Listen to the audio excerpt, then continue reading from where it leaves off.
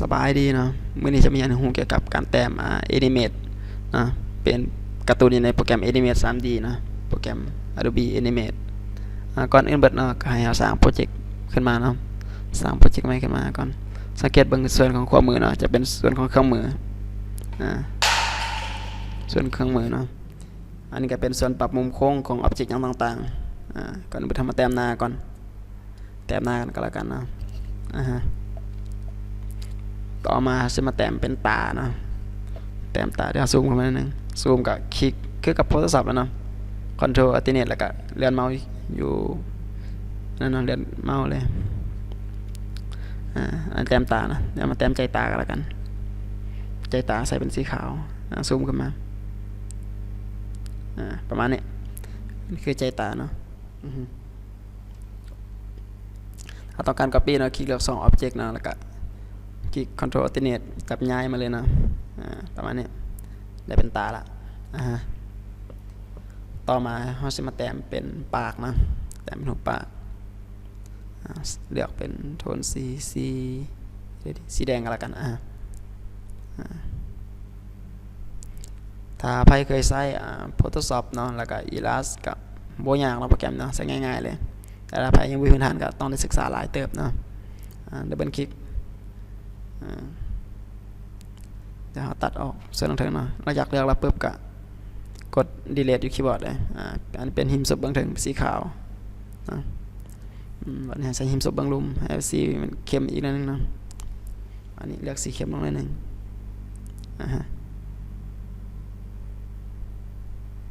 ประมาณนี้เปลี่ยนเครื่องมือกับปรับมุมโค้งปรับมุมโค้งนิดนึงปากประมาณนี้เนาะโอเคเดี๋ยวต่อมาจะมาแต้มหูเนาะแต้มหูก็แล้วกันแต้มหูสำหรับการ์ตูนเนาะเราบ่ต้องให้มันเป๊ะไปทุกอย่างเนาะเราแค่คิดให้มันเป็นสิ่งส่วนหนึ่งของร่างกายก็คือจบละCopyก็เช่นกันก็จับย้ายจากซ้ายไปขวาเลย Ctrl Alternate ค้างไว้นะต่อมาจะมาแต้มผมแต้มผมก็แล้วกันแต้มผมเทคนิคง่ายๆนะคือคิดวงบนคือเก่าประมาณนี้ให้วางอ็อบเจกต์มันเหมาะสมนะขีดวงบนมันบนเนียนไปคิดใหม่กันแล้วกันเห็นวงบนคือเก่า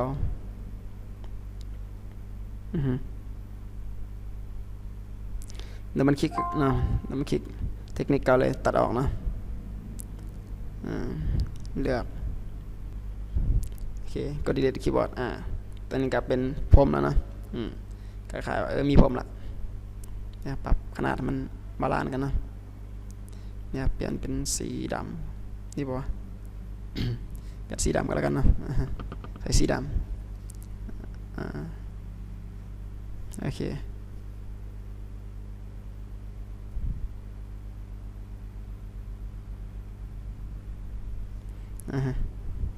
ต่อมาแต้มเป็นผมด้านหลังเนาะ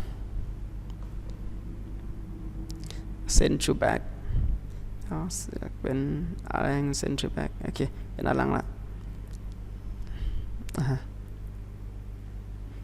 ปรับให้มันเหมาะสมเนาะต่อมาจะมาเห็นเป็นแสกผมแล้วมันคลิกเส้นผมทางหน้าเนาะเดี๋ยวตัดออกเลย delete ปรับมุมโค้งโอเคเฮ็ดอันน้อยอีกอันนึงติดกันเลยdeleteอันก็ซูมมึงเนาะปรับโอเคแต้มการ์ตูนอันที่จริงกับบริยากเนาะมันขึ้นอยู่กับจินตนาการว่าสิแต้มอย่างไรซื้อเนาะเราต้องมีอ็อบเจกต์เป็นแบบอย่างก็ได้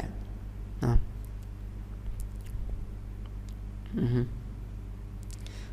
ต่อมาสิมาแต้มคอกันแล้วกันเนาะแต้มคอ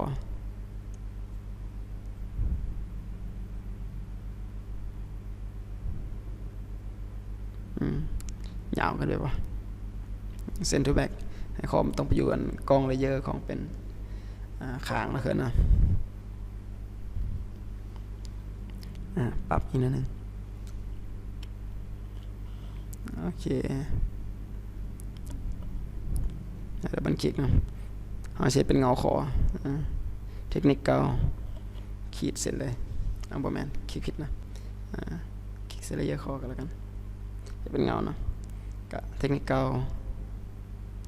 เกียร์เส้นตัดเดี๋ยวกับเปลี่ยนสีนะเปลี่ยนสีให้มันเข้มลงนิดนึงนะให้เป็นเงาประมาณนี้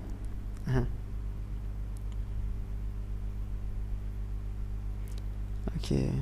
เดี๋ยวปรับมุมให้มันนะคลิกดึงลงมาเลยโอเคให้เป็นเงาประมาณนี้โอเคละต่อมามึงหาซูมมึงปรับความละเอียดนะเป็นเงาแต้มการ์ตูนนะครับเราต้องเก็บรายละเอียดหลายก็ได้นะพอยหัวมันเป็นหุบห้างเป็นอะไรต่อมาแต้มส่วนของร่างกายนะบอดี้เบื้องมุมกว้างกันแล้วกันบอดี้ประมาณนี้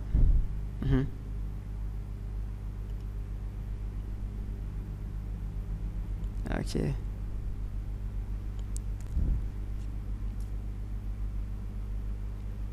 เส้นชูแบ็ก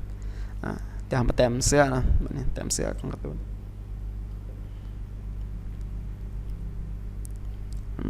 ปรับคอนั่นนึงแต้มเสื้อแบ่งเขาสีใส่เป็นหัวมนคือเก่าเนาะแล้วก็มาตัด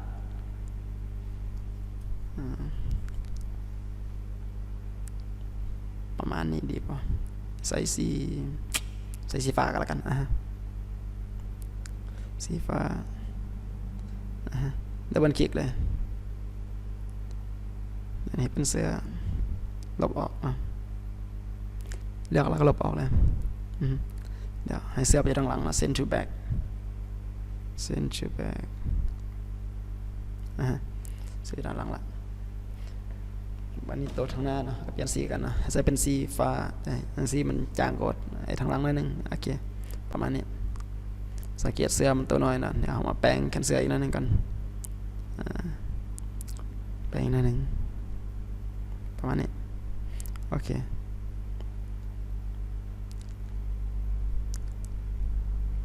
เดี๋ยว copy ตัวเสื้อนะเพชรเป็นกระโปรงกันแล้วกันนะcopy กันคือเก่าเนาะจับลากมาเลยเดี๋ยวกระโปรงมันต้องยาวอีกนิดนึงโอเค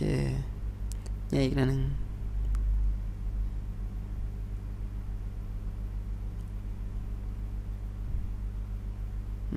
อันนี้ก็แล้วแต่เนาะปรับตามขนาดให้มันเหมาะสมนะนั่นแหละต่อมาแต้มแขนนะแต้มแขนให้มันหัวมันเป็นการ์ตูนต้องมีมือมีตีนประมาณนี้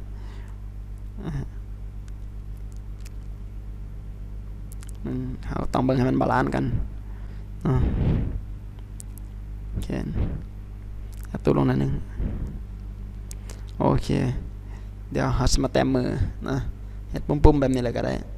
ให้หัวเป็นมือคือกันนะคลิกแล้ว2 object send to back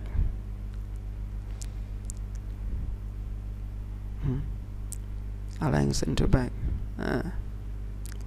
มันปีด้านหลังกระโปรงนะมือประมาณนี้เราเห็ดเป็นกรุ๊ปกันแล้วกันเดี๋ยวมากรุ๊ปโอเคจะเซ็นไหม send to back ไหมเนาะแล้ว copy บางขวาเก็บรายละเอียดก็ต้องซูมนะแล้วเก็บรายละเอียด send to back กัน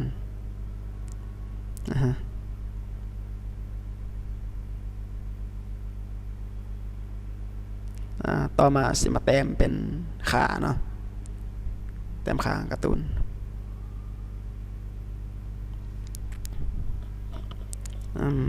ตัวนี้นี่ก็เบิ่งตามความเหมาะสมเนาะ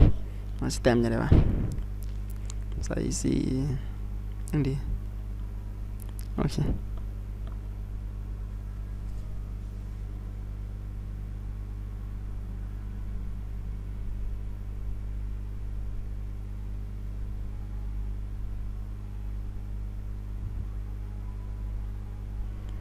โอเคเห็นเป็น2ขากับปี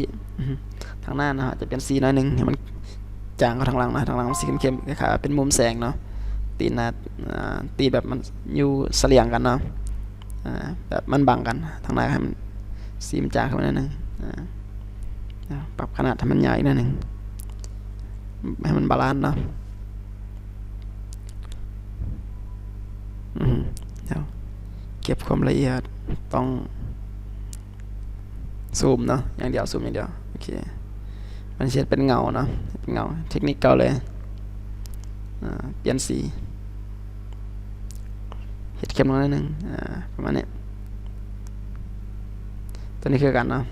ดับเบิลคลิกเปลี่ยนสีselect ก่อนเปลี่ยนสีวันนี้ปรับเข้มลงนิดนึงโอเคนั่นแหละต่อมาสิมาแต้มเป็นเกิบนะมันเนาะแต้มเกิบเกิบแต้มยังไงคือเก่าเลยเนาะขีดวงบนปรับมุมประมาณนี้โอเค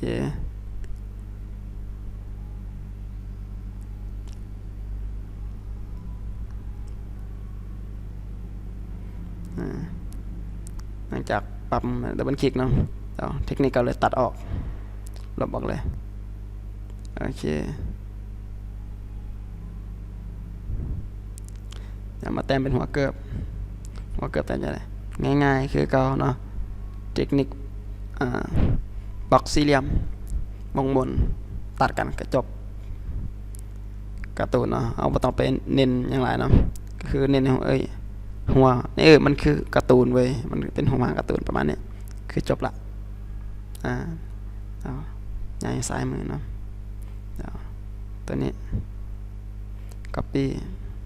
ประมาณนี้อันนี้ send to back กันแล้วกัน send to back มีด้านหลังเนาะตีนก็ต้องสอนกันประมาณนี้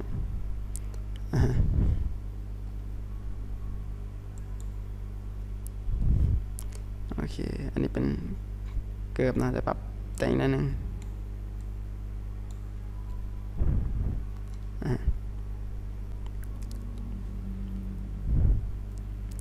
อย่างไรนะเดี๋ยวปรับแปลงสีนิดนึงก่อนให้เบิ่งมันแตกต่างกัน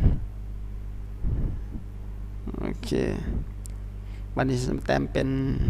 ส่วนเสริมตัวนี้เนาะแล้วจะแต้มเป็นลายฟ้าผ่าดีป่ะลายฟ้าผ่ากันแล้วกัน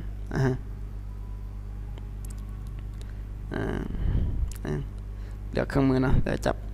ง่ายมาเลยประมาณนี้ลายฟ้าผ่าคลิกเลือก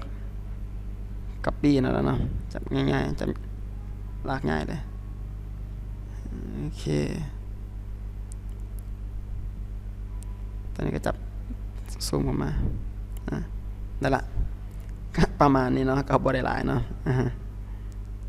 แล้วก็ปรับมุมเห็นไหมก็แล้วกันตอนนี้เนี่ยงามหรือบอกก็ขึ้นอยู่กับผู้แต้มเนาะผู้แต้มว่าเฮาสิเฮ็ดมันงามบ่สิแต่ตอนนี้วิดีโอนี้เฮ็ดเป็นแนวทางเนาะแนวทางศึกษาสิสำหรับใครที่อยากไปศึกษาไปเฮ็ดต่อเนาะก็สามารถเฮ็ดได้เนาะปรับเปลี่ยนมุมเป็นหยังก็แล้วแต่เนาะหรือว่าใครอยากแต้มงามกว่านี้แล้วแต่ก็แต้มได้เนาะเก็บรายละเอียดในส่วนของหวยนิดนึงจะเสร็จเป็นผมเนาะ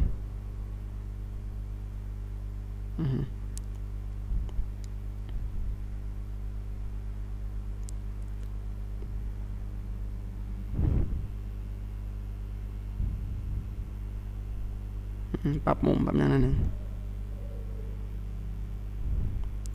โอเค